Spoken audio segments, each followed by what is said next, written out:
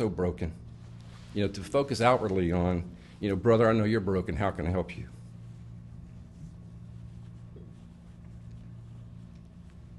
Jesus would give me a taste of his peace, his true peace, and man, I really wanted more because that felt so good. In a 24-hour span, I'd been from one of the worst days, the darkest days of my life, to being shot straight up. My heart was exploding with joy based on the reception I got from those ladies in the U-Crops. And I knew God was with me because, come on, the first time you go, your walk as a month old, you go offer somebody a prayer in public, and that's the response you get. So I knew God was with me. I immediately, on fire now. I immediately became more active in our what we call at Commonwealth Chapels, our missional communities, and they're small outreach groups. Now I'm doing every one I can go to, which is every one we had. We were doing Habitat for Humanity, soup kitchens. We were doing Special Olympics.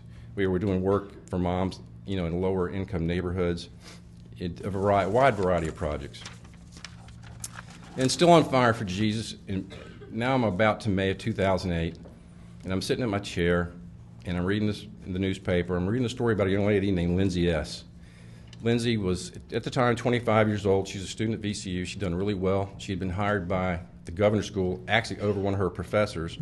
She was well respected, and she went into the hospital to have an operation for Crohn's disease. And she had complications. Her incision leaked. She went into septic shock. She actually died 3 times. But to save her life, doctors had to amputate all 4 limbs. So I read about that story, and right there in my chair, I stood up and said, I'm going to make an impact in this kid's life.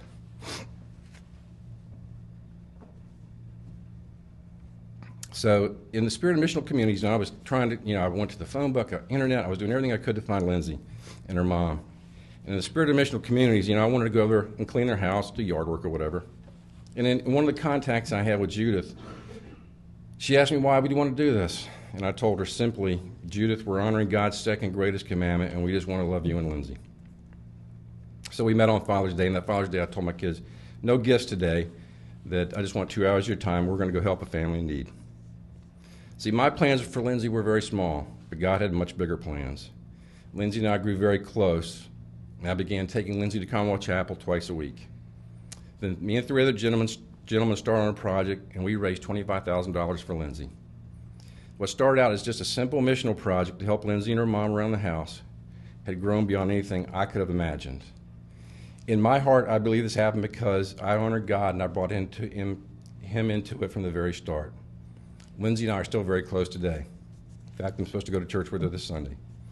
The more I reached out in God's name, the more light he would flood into my life, and I would need more of it. The test from God would continue.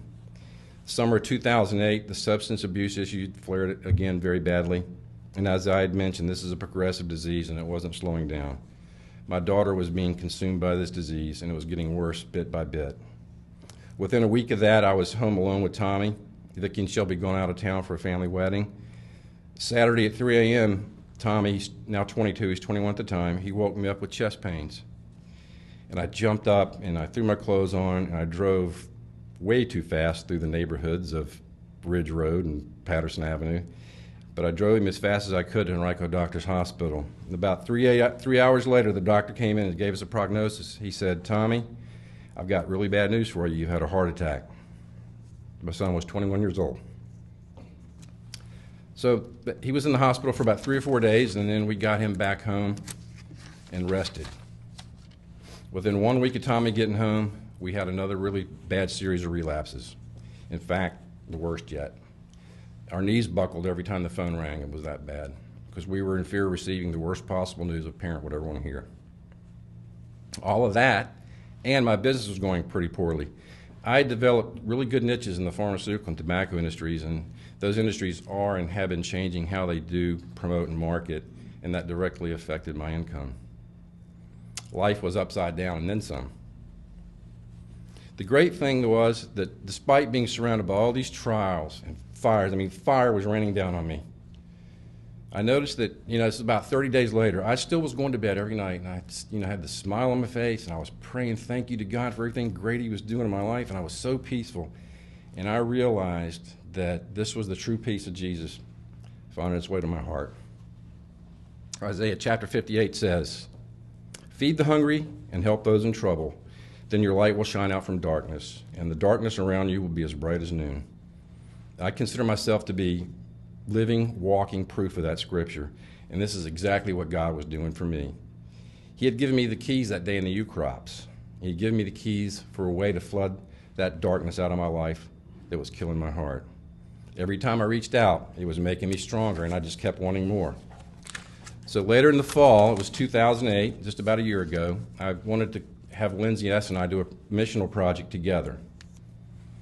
And I knew it would help her heart as it helped mine. So I suggested to Lindsay that we do the VA hospital, and she loved that idea. So I signed us both up for the mandatory orientation. But in the meantime, Lindsay had another physical setback. She had a series of operations on one of her legs, so she couldn't go. So I attended the orientation by myself. That was in March of 2009, just 6 months ago.